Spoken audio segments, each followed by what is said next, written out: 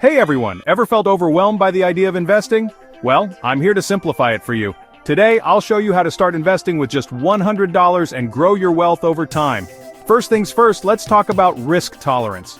Higher risks can bring higher rewards, but you need to be comfortable with the level of risk you're taking. Start with a high-interest savings account. This is your emergency fund for unexpected expenses. Check out banks like Ally, Goldman Sachs, or Citibank, which offer competitive rates even today. Next up, gold.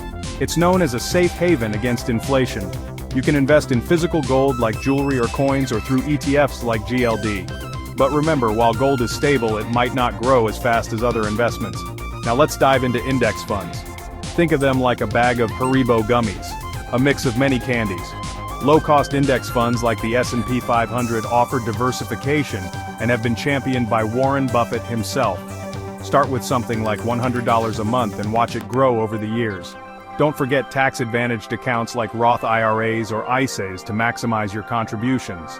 Real estate investment trusts or REITs allow you to invest in real estate without owning property. Imagine owning just a window of a big building. They pay out 90% of their income as dividends.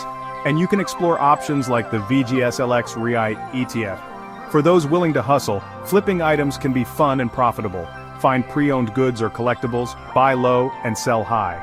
Individual stocks can offer high returns but come with higher risk.